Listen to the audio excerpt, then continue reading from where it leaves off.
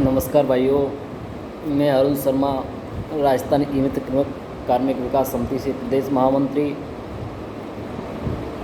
जो हम सभी ईमित संचालक भाइयों ने जो मुद्दा उठा रखा है, इस समय हमारे 10-12 साथी मुख्यमंत्री चिरंजीवी स्वास्थ्य बीमा योजना में कार्य करते समय कोरोना संक्रमित होने के कारण उनकी मृत्यु हो गई है।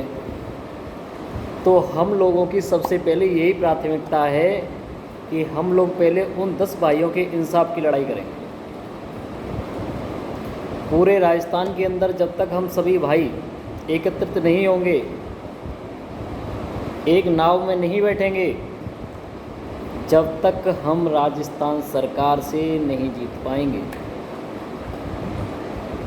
इसलिए मैं आप सभी भाइयों से बार बार निवेदन कर रहा हूं कि हम लोगों को एक साथ एकजुट एक राय में होना चाहिए।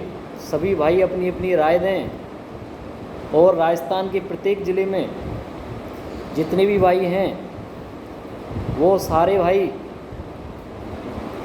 सारे ब्लॉकों के एकत्रित होके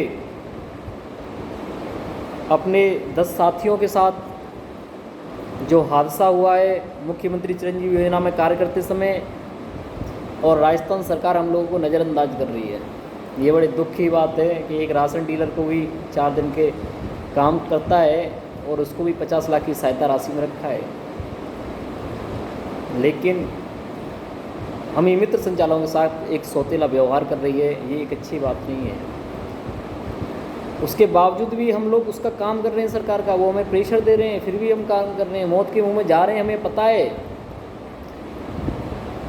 लेकिन छोटे से लालच के चक्कर से हम अपनी जान गंवा रहे हैं, फिर भी हम उसको काम को कर रहे हैं। थोड़ा भी दबाव देते हैं, हम उनके दबाव में आ जाते हैं और काम करते हैं।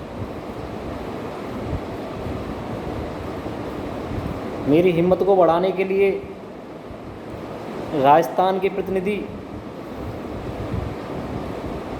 सभी पदाधिकारी, भरत जी, नंदलाल जी,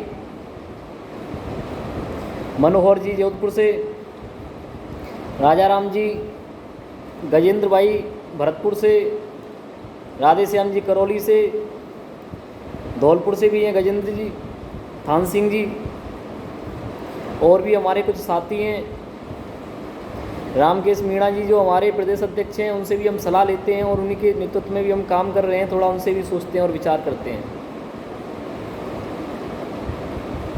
हमारे प्रदेश उपाध्यक्ष मोनू सरोलिया जी भी हैं, मनोज कसाना जी भी हैं और गणेश जी भी हैं। हम समय समय पर इन सभी से बात कर रहे हैं, चर्चा भी कर रहे हैं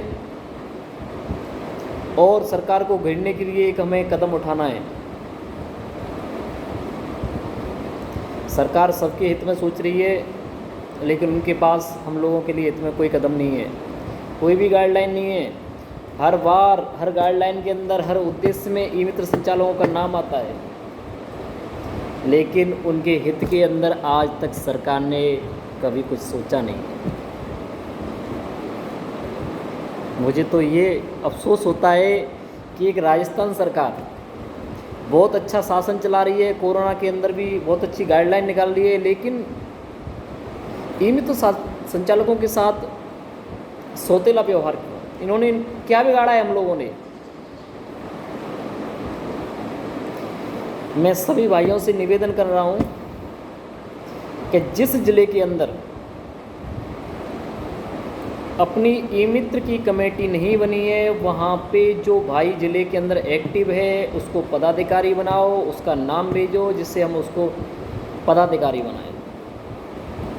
दूसरी चीज़, जो भाई एक्टिव है जिस जिले के अंदर, हम उसको संभाग अध्यक्ष बनाएंगे।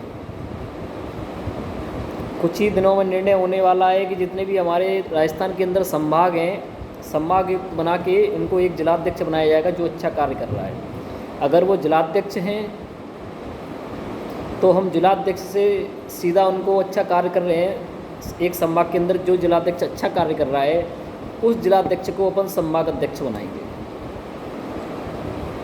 दूसरी चीज़, जो भाई जिले के अंदर अच्छा वर्क कर रहा है फिर हम उसको जिलाध्यक्ष बना देंगे।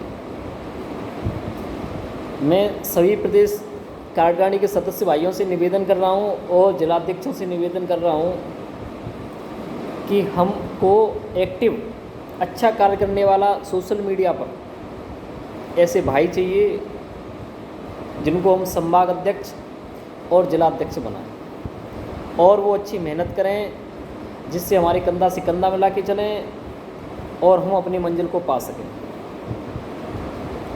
जब तक हम एक नाम में एक साथ नहीं बैठेंगे, जब तक राजस्थान सरकार हमारी मांगों को नहीं मानेगी और ना ही वो हमें जब तक नज़रअंदाज करती रहेगी। इसलिए मैं सभी भाइयों से बार बार यही निवेदन कर रहा हूँ कि आने वाले 2-1 दिनों में अगर सभी भाई सहमत हो जाएं तो मुख्यमंत्री चिरंजीवी स्वास्थ्य बीमा योजना पे पूरे राजस्थान के अंदर कार्य करना बंद करें। सभी भाई सहमत हो जाएं। अगर सभी भाई सहमत नहीं होते हैं तो ये हमारी बागडोर हमारे पास ही रह जाएगी, आगे नहीं बढ़ पाएंगे।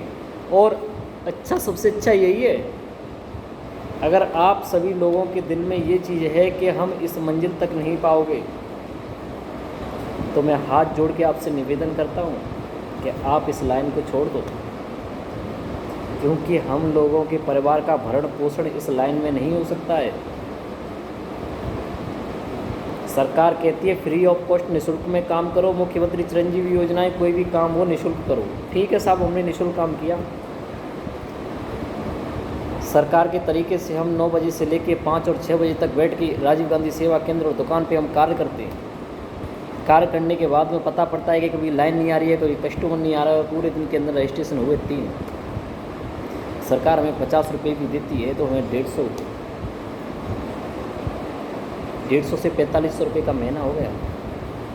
क्या 4500 रुपये में हम अपने परिवार का भरण पोषण कर सकते हैं? नहीं कर सकते हैं।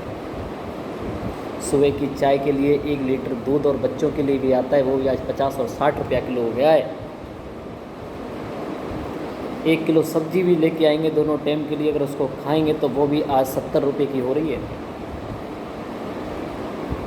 हमारे परिवार का भरण पोषण नहीं हो सकता है अगर हम एक नाम में एक साथ नहीं बैठ सकते हैं। तो मैं सभी से निवेदन करता हूँ, आप छोड़ दो इस लाइन, मना कर दो हम लोगों से भी। हम नहीं करेंगे लड़ाई, नहीं करेंगे संघर्ष, नहीं मांगेंगे अपनी मांगों को। इसलिए मैं आपसे बार बार यही निवेदन कर रहा हूँ, आपसे हाथ जोड़ रहा हूँ कि सभी एक नाम में बैठने की कोशिश करो। प्रदेश कार्यकारिणी का अगर एक भी लेटर या पत्र या जिला अध्यक्ष का जिस जिले में कोई पत्र ज्ञापन देता है तो पूरा जिला अध्यक्ष उस जिलाध्यक्ष भाई के साथ दे, सभी मित्र संचालक उसके साथ रहें। एक संभाग अध्यक्ष अगर चुनता है तो एक संभाग अध्यक्ष के निर्णय को माना जाए, सभी उसके आदेश की पालना करें, फॉलो करें। मैं आपसे बार बार यही निवेदन करता हूँ कि आने वाले कुछ दिनों में अगर सभी बात सहमत हो जाएं तो मुख्यमंत्री चिरंजीवी स्वास्थ्य बीमा योजना की पोर्टल पर काम करना बंद कर दें। हमें पता है सरकार हमें दबाव देगी, लेकिन मेरी फिर भी यही प्राथमिकता है कि जब तक जो हमारे कोरोना संक्रमित होकर जो साथी ख़त्म हो गए हैं, सरकार जब तक हमारे साथियों के लिए कोई सहायता राशि नहीं देगी, जब तक हम चैन से नहीं बैठेंगे। राम राम भाई।